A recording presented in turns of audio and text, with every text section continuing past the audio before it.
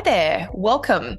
This is the Kelly's Astrology podcast, where you can find insight, guidance, and understanding through astrology. I'm Kelly, and I'll be your host.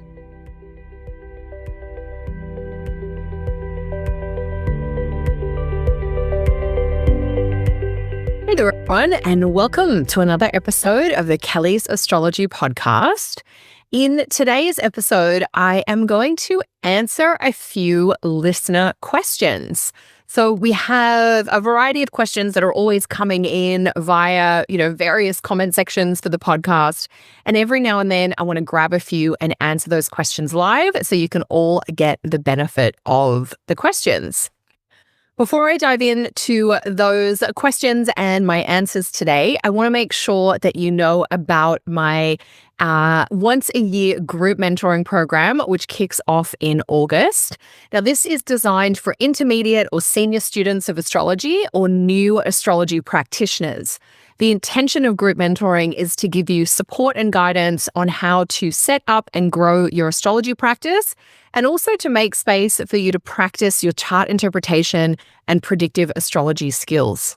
So if that sounds like something that you are ready for to help you take the next step with your own astrology practice, pop over to my website, kellysastrology.com, where you can find out more details and sign up before the end of July to make sure you take advantage of the early bird rate. All right, team. So a little something different today. I'm definitely having fun with trying out different offerings in the podcast format for you. It's great to be able to have this time to share with you regularly. And so today we're going to do something that we haven't done for a while, which is answer some listener questions. So I'm going to get straight into it. Our first question... Oh, I loved seeing this when it came in. So this is a question from MLuW8218. And they ask, I have a question that's more general. Do you have any tips for navigating difficult transits? Such a big question. We could go anywhere with it. But they do qualify their question. As a Leo rising, Cancer is my 12th house, and I also have a 6th house stellium. So this sounds like somebody with one of those Capricorn stelliums. I noticed that Cancer season can often be pretty rough for me, especially physically and psychologically. At the moment, I'm thinking that I should try to do more meditation, maybe exercise, and expect to have some monsters rear their heads. But if you have any other ideas for this or any other tough transit, I'd love to hear. Thank you for your question. I had a number of thoughts reading your question. So I know you're asking about difficult transits, and then I also hear you go on to qualify, when planets go through your 12th house, that you find that Cancer season each year, which is basically the transit of the sun through your 12th house each year, that is something that you find as to be pretty rough, pretty tough. So I want to say a little bit about that.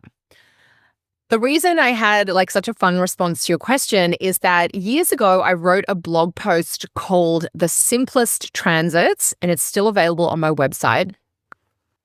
And in that, I basically talk about tracking transits from the sun and moon, which are not necessarily the most dramatic, life-changing transits, but they are the transits that affect us day to day in the case of the moon, as the moon makes its way through our chart, through all 12 houses, and also month to month. So we get this sort of personal rhythm or calendar to the year. One of the ways we can work that out is based on the very simple transit of the sun through your first house, your second house, your third house, your 8th house, and your 12th house, as you're asking about. And one of the things that I did for many years, and I still do where I can today, when the transiting sun is in my 12th house, I try to take a bit of a break. I kind of scale back work commitments. I tend to spend more time at home. I like to get really quiet. I also, for a period of time, was doing this when the sun went through my 6th house, because the 6th and 12th houses are considered the trickiest, the kind of lowest vitality in the chart. The 6th house, of course, we know is connected to problems with the body. So health concerns, wellness issues, just health and medical matters. That's all part of the 6th house. And the 12th house is connected to problems of the spirit, or problems of the soul, or problems of the psyche, if you like. It's when our energy is disturbed and we need to kind of escape from our regular routines or rhythms, or we need to be away from our regular responsibilities. And even sometimes in the 12th house, we want to be away from our regular locations and places. So I relate to this question. I've used a bit of timing around this myself. And so I think for MLU W, it really makes complete sense that you would find the transit of the sun through Cancer each year a bit funky for you, because as a Leo rising, that puts Cancer in your 12th whole sign house. And you mentioned that you're thinking about trying meditation. Great tip for 12th house transits or activations, or even 12th house perfections, if people are using that as a timing technique. Maybe think about some exercise. And then you mentioned you're expecting to have some monsters rear their heads. And then you ask if I've got any other ideas. So I think taking care of ourselves per the sign on our 12th house cusp is really important. And what I mean by that is, in your case, you have a water sign on the 12th house cusp. So we're looking for kind of water sign supports. And that can mean healing or therapeutic practices, because water, loves that. But water is also going to kind of want comfort or ease. Water seeks the path of least resistance often. And so we do want to remove friction from our lives if we have a water sign on the 12th house. So this is any fire sign rising. If you're a Sag rising, you have Scorpio there. Leo rising, as per this person, has Cancer there. And Aries rising, of course, will have Pisces on the 12th. So we do want to think about like comfort. We want to think about that sort of safety net or security blanket. In terms of movement and activity, if we've got water sign on the 12th house, I would be thinking gentle movement, maybe movement that is happening in water, like swimming, for instance, or movement that might have a rhythmical kind of flow, so movement that is set to music. But I wouldn't necessarily, especially for Cancer, I wouldn't be thinking about super high intense activity. The 12th house, just generally, regardless of the sign that you might have there, the 12th house is kind of a low vitality sector. And so if we're thinking about movement as a support for a 12th house transit or activation, we want to keep the intensity down. We want to keep the frequency down. To me, this is like a gentle walk in nature, or it might be, a slow yoga or kind of stretchy Pilates, or, something where it's more in that it's kind of low intensity, but it's like nourishing movement rather than movement that is depleting or draining for us. Okay, I want to respond to the rest of the question, but I know we talked a little bit about water signs on the 12th house. What if you have an air sign on the 12th house? So if you have Gemini on the 12th, which means you're a Cancer rising, Libra on the 12th, which means you're a Scorpio rising, or Aquarius on the 12th, which means you're a Pisces rising, we want to support the mind. So when we do 12th house activities with an air sign on the 12th house, we do want a little bit of intellectual engagement, but probably not highly stimulating, large group activities. We might be reading books. We could be doing some research. We might be doing some writing or reflection activities where we're engaging the intellect, the air element, but not in a high stress, high pressure way. If you have an earth sign on the 12th house, so Taurus on the 12th, which is if you're a Gemini rising, Virgo on the 12th, if you're a Libra rising, or Capricorn on the 12th, if you're Aquarius rising, if we're thinking about how to support ourselves in our 12th house transit, which the sun goes through, obviously all of our 12th house every year, if you're earth sign on the 12th house, we want to think about being in your body. I think movement is a great thing for earth signs on the 12th house, but again, in that gentle zone. I would also be thinking about something that you're doing with physical matter or objects. So this could be gardening, it could be preparing food, it could be building or constructing something where there's a bit of a hands-on, tangible or tactile quality. But it's something that you're doing as like a meditative activity rather than something that has like high stakes, high pressure.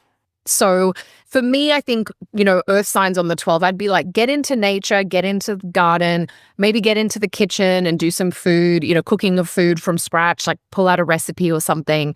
That kind of slow, methodical, tactile experience, if you have an earth sign on the 12th house, super important. What sign have we forgotten? Fire signs on the 12th. So if you have Aries on the 12th, so that means you're a Taurus rising, Leo on the 12th, which means you're a Virgo rising, or Sag on the 12th, which means you're a Cap rising, so fire sign on the 12th house.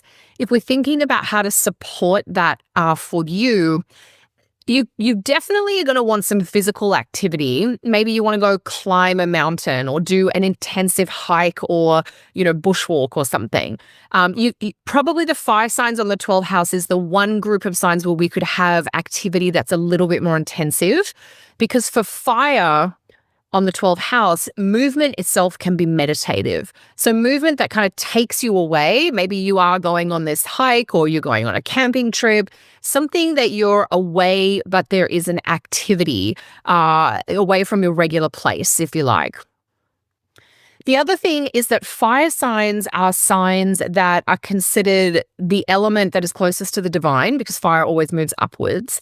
And so if you have a fire sign on the 12th house and you're having a 12th house transit, like the sun is coming through for its annual passage, or maybe you are Aries on the 12th and you've got Saturn coming through, or maybe you have Leo on the 12th and we have Jupiter and the South Node coming through, all of those fire signs on the 12th house are going to want like inspirational experiences. So this could be meditative practices and rituals.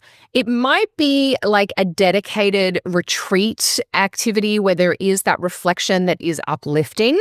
It might be reading, the great philosophers or the Stoics or other inspirational texts from spiritual figures. That would be something that a 12th house fire sign combination would really be moved and uplifted by. Because keep in mind that when we are dealing with difficult transits in the 12th house, we are trying to recover our spirit or kind of reconnect energetically and intuitively. And Enlil W also mentions that they expect to have some monsters rear their heads. And I want to talk about that because the 12th house is where some of our kind of shadows or the sort of unconscious things that unsettle us do reside. And so when we're having 12th house activity, we want to be aware that it's like some of the shadows can come forward, not because, astrology in its timing tools is trying to cause us harm or unsettle us in any way, but because, the stuff that's shadowy, that is kind of around or within us that affects us, we don't want to be affected by it without knowing what it is. And so when we have a 12th house transit activation, it's a good chance to kind of clear the cobwebs out of your internal space, your inner makeup.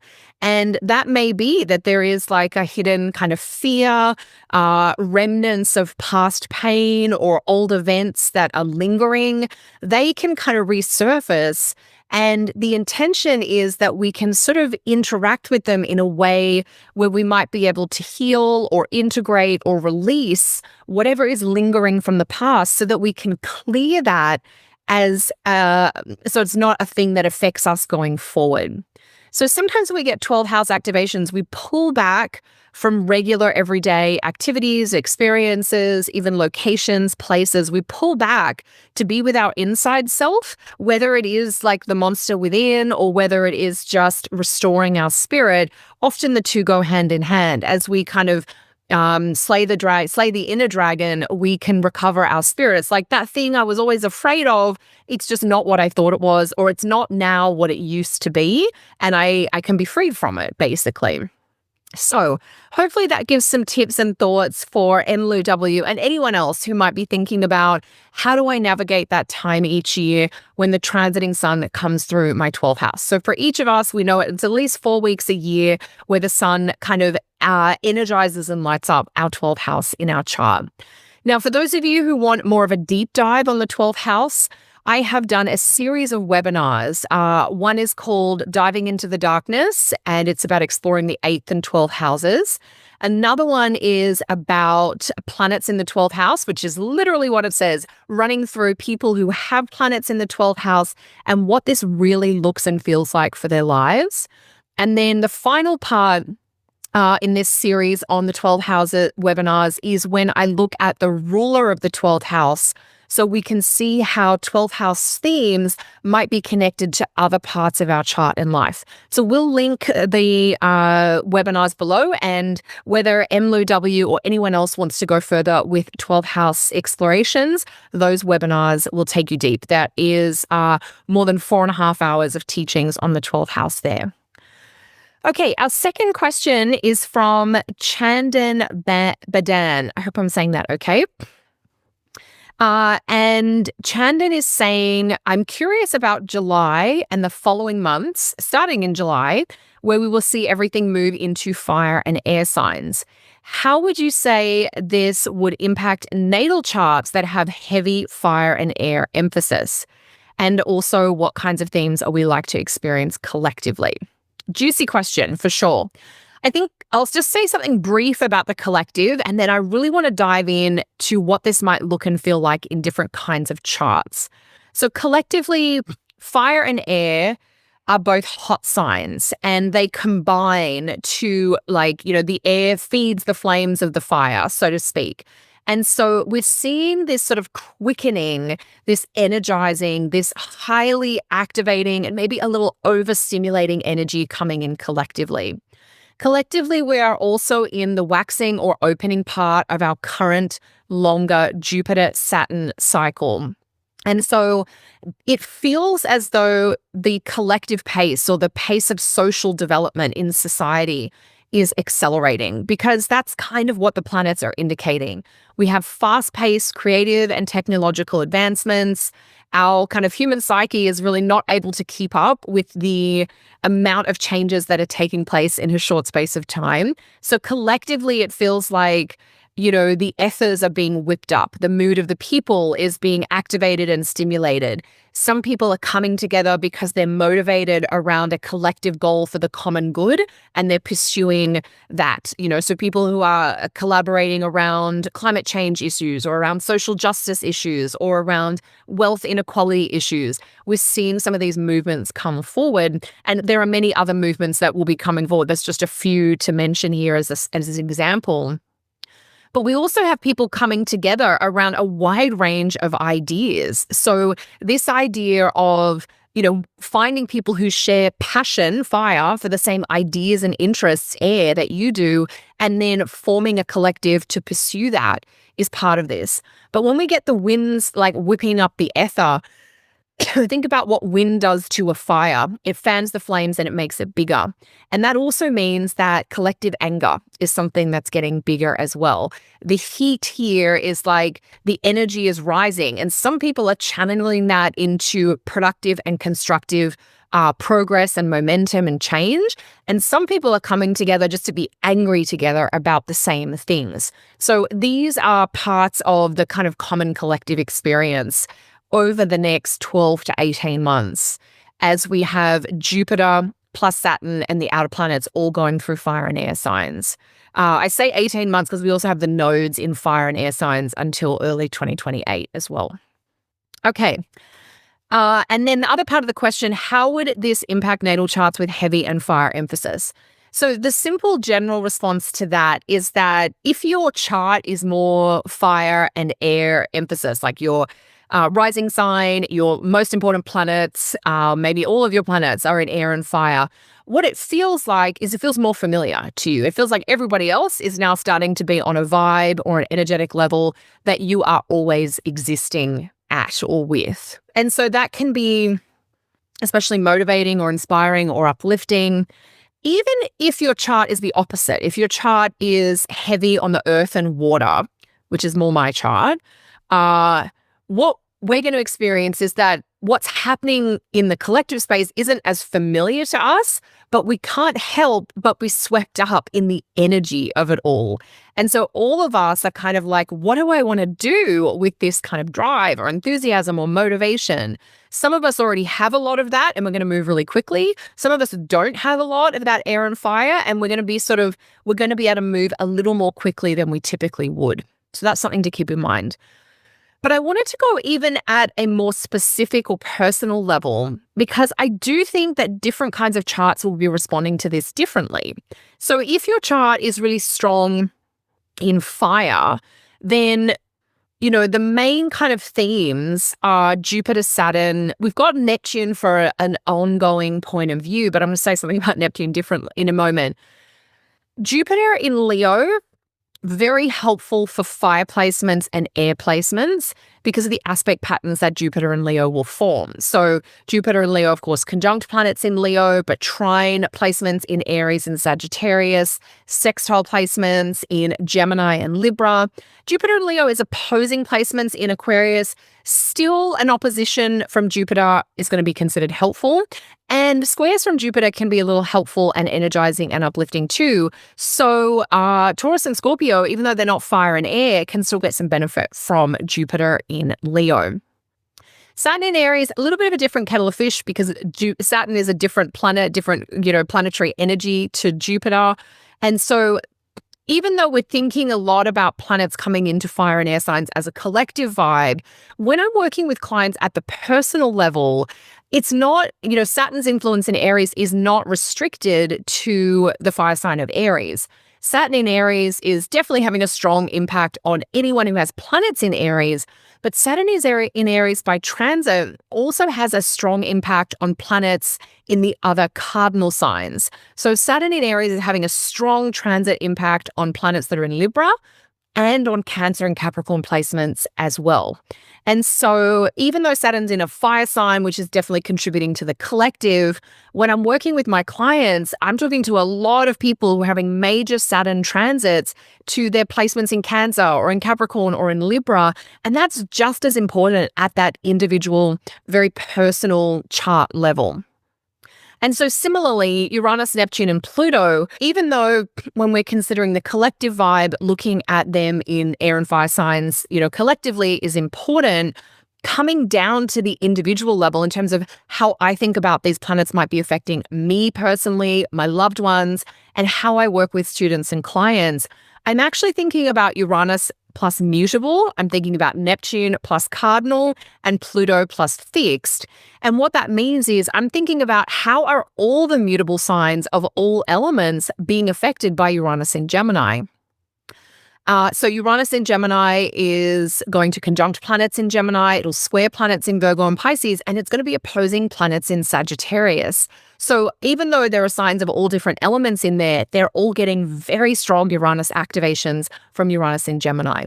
Similarly, for Neptune in Aries, that is also affecting planets in cardinal signs, albeit planets at earlier degrees of the cardinal signs than what Saturn is activating.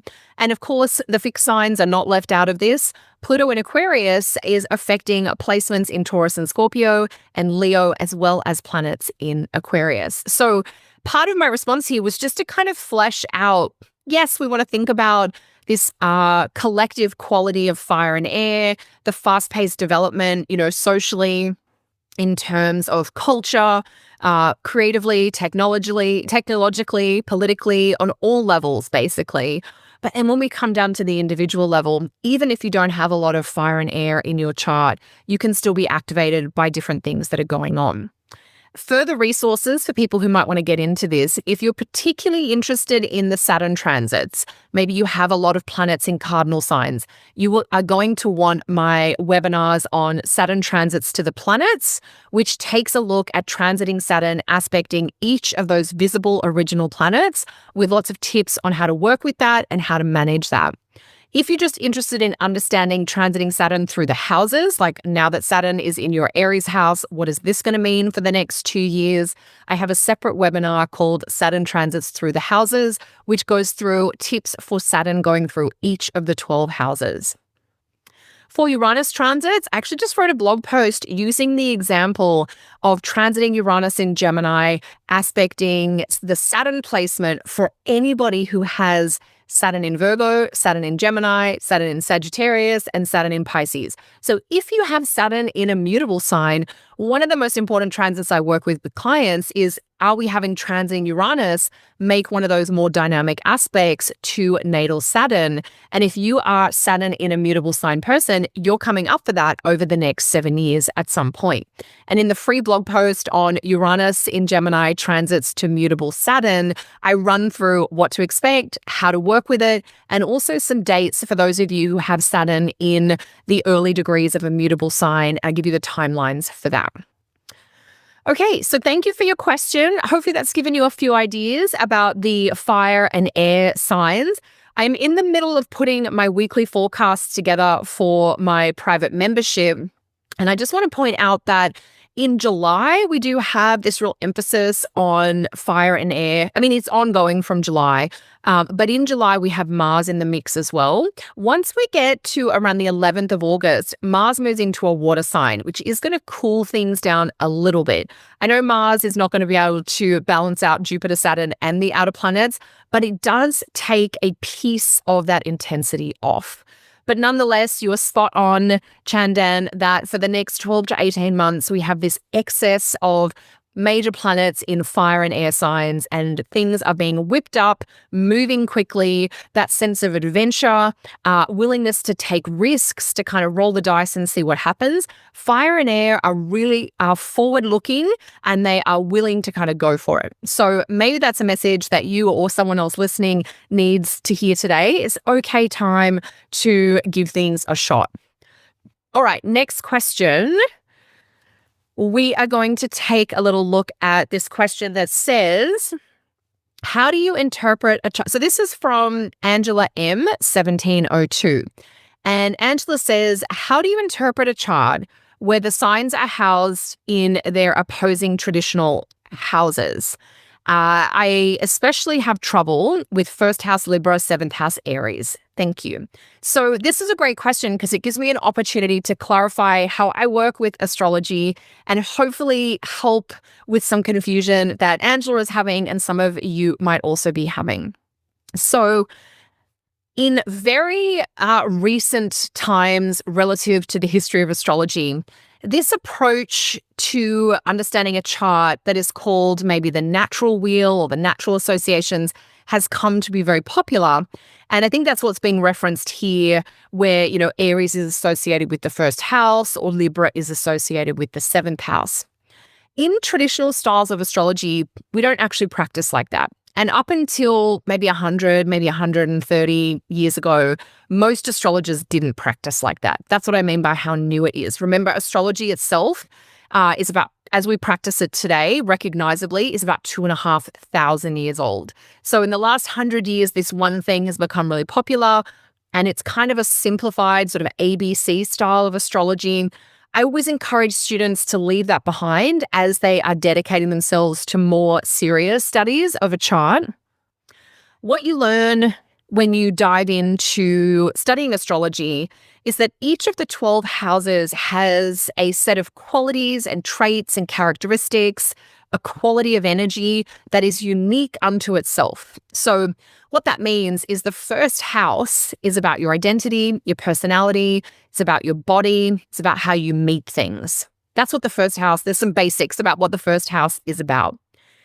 How you go about that, what your body is like, how you see yourself or understand yourself, how you meet the world at that core essence is defined and colored and flavored by the sign that you have on your ascendant, on your first house. And you won't necessarily be impatient or highly enthusiastic or independent in the way that you address those topics unless you have Aries on the first house. Think about somebody who might be a Scorpio rising. They are going to be much slower about beginnings or moving forwards. Their body is going to have a cooler, wet quality to it because that is the nature of Scorpio. Somebody who might have Capricorn on the first house is going to have more of a grounded, maybe structured, practical quality. More restraint is going to be part of a core part of their personality because that is the nature of Capricorn. So for Angela, Em, and anyone else getting started with astrology, I'd really encourage you to think about the signs and their qualities as distinct and different from the houses and their topics and their qualities. And when you do that, it becomes much easier to think about things like Libra on the first house or Aries on the seventh house. Because in that situation, we're thinking about, okay, first house, health and the body. That's one thing the first house is about. What might Libra tell us about health in the body? That we might want to have a balanced approach to our food or movement rituals. Libra in the body is connected to the kidneys. So there may be something about the kidneys or the systems of the kidneys that are highlighted for a Libra rising. When we think about it from a personality point of view, a Libra rising person might have an orientation towards collaboration or teamwork, which is very different from how someone with Aries on the first house might operate.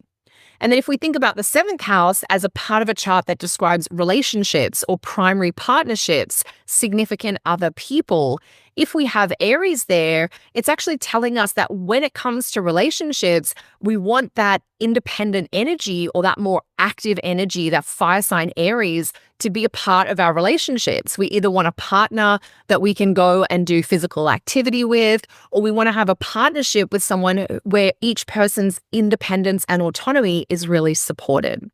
And so we're thinking about what is Aries about and what is the seventh house about, and how can we build some keyword combinations of those two pieces. Now, this piece of understanding what are the 12 houses about as empty spaces, and then what are the 12 zodiac signs about in, unto themselves, that is material that I teach students in my Practical Beginner Astrology course, which is a 6-week training that gives you these foundational teachings around how a birth chart is put together. So in that course, you will learn all about the 12 houses in depth, all about the 12 zodiac signs in depth, and you'll learn exactly what you're asking, Angela, which is, how do I put this together? So as part of your coursework in that training, you will have homework activities where you're asked to blend. What if somebody has Sagittarius on the 11th house or Cancer on the second house? How do we understand somebody's attitude to money and income or spending and saving habits, which are all second house things, if they have Cancer on the second house? How might it be different if they have Sagittarius on the second house? So these are all the things that we learn in beginner astrology class. So Angela, I hope my answering your question has helped given you some tips and guidelines. But if you or anyone else would like to go further with this approach, I will pop the link for my Practical Beginner Astrology class in the show notes below, and I'd love to see you there. Okay, and then that kind of leads into our final question today from Anne-Marie Rigg 3287. Anne-Marie says, do you have any tips for a novice astrology student? There is so much information. What do you suggest for focusing and mastering as a beginner? And Anne-Marie very kindly says, I admire you so much. Thanks. Thank you for your kind words, Anne-Marie. That's lovely to hear. I have been teaching astrology students for more than 20 years now. And so I can certainly share with you the tips that have been most helpful for the students over the years. First up, I have so many tips I have to pick. First up, okay, so in the beginning, what you want to work on is interpreting a birth chart. I know everybody wants to jump into timing, but you need to understand a birth chart, what's in a chart, how it works before we can do timing. So what that means is understanding the 12 houses, the 12 signs, the planets, and aspects. They're kind of the 4 topics, the 4 core essential topics that you will need to get into the basics of chart interpretation. There are additional themes that you can add in things like planetary condition or planetary strength using the dignity system and things like that. So you can certainly weave those components in. But as a very, key beginning place, we need to be able to memorize and know what each of the 12 houses is about, how each of the 12 zodiac signs kind of operates and functions, and what the 10 planets, the main planets that are used, which is the 7 visible original planets plus the 3 modern planets. We need to understand the planets, their traits, their tendencies, the way their energy can express, and then we have to be able to combine them. So we have to be able to say, I know what the essence of Mars is, but we also then have to be able to say how Mars in Cancer is different from Mars in Sagittarius, or how Mars in Pisces is unique compared to Mars in Virgo. And so all of that interpretive information, that is the starting place. And once you can do all of that with a birth chart, then you're ready for timing, which is when we add in extra components or features depending on the timing techniques that we are using. So that's kind of the topics to focus on as a beginner. How do you do that when you're a beginner? Because it is very overwhelming when you realize there's more to astrology than just your sun sign and you're curious to learn that. Often people come to astrology because they want to understand themselves, they want to understand their loved ones. Some people come to astrology because they want to develop their skills and become an astrologer themselves. But many people are studying astrology for personal growth and self-development. They won't necessarily want to make a career of it. You're welcome to make a career of it if you want, but learning it either way is the key. So how do you do this? I usually suggest find an astrologer practitioner whose style and energy you resonate with and take every course they offer. If they teach, assuming they teach. If you find an astrologer that you really resonate with, you enjoy their style and their approach, and they're not actually teaching, ask them for their recommendations. If they are someone that's teaching, sign up for their course. And what I'm trying to say here is don't try and learn from 10 different astrologers all at once in the beginning. Pick one astrologer or one style of astrology and take whatever they have to offer so that you can build a solid foundation. Once you get into astrology, you kind of never leave it. And so there will always be other techniques, different specializations, different modalities, different branches of astrology that you can dive into. But I usually suggest to novice or beginner students, don't try and do too much too soon because it is very easy to get overwhelmed because this subject is huge. It feels endless. So if you're, wanting to take classes and things like that, find someone whose style you enjoy and begin at their beginning place and just follow the pathway that they have laid out for students. Once you get to the end of that, you will be well placed to go and learn from other teachers and to adjust what you've learned from one teacher with another. It's too confusing to try and learn different things from different teachers at the same time. And students get really overwhelmed when they do that. Another way to approach it is to grab some books that are going to be helpful for laying down a good foundation. For the absolute beginner, a really fun starting place is a book called You Were Born for This by Chani Nicholas. It is a great introduction to a chart, how it works, with lots of really insightful interpretations for planets in different signs and houses. It's not necessarily going to be teaching you all the things about reading a chart, but it teaches you the depths of your own chart, which is a great starting place. After that, there's lots of places you could go, and I do have some books that I recommend. I'm going to link in a blog post in the show notes below. 2 books that I'm loving and recommending to the serious student of astrology these days is Ancient Astrology Volumes 1 and 2 by Demetra George, who is one of my teachers. Now, these books are incredibly comprehensive. They will have more than the average beginner will need, but they're also books that have great information for the beginner, the serious beginner student, and they will keep you going for years because of the depth of information in them. So I think that's a couple of recommendations I want to suggest. So you can always start with a book or a couple of books. When you're ready, find a teacher who offers classes and training in a style of astrology that you're interested in and spend 1 or 2 or 3 or 4 years with that teacher, absorbing all the wisdom they have to offer. And then you have the foundation to kind of go anywhere you want with your astrology. So if you're interested in learning from me, I do have a 6-week practical beginner astrology training program. We'll add the link in the show notes below. I do a once-a-year intake into my full 18-month training program. That is happening in September. And so if that's of interest to you, I'll pop the full training program details in the show notes below as well. Thank you so much for your question, Anne-Marie, and I wish you all the best on your journey with learning astrology.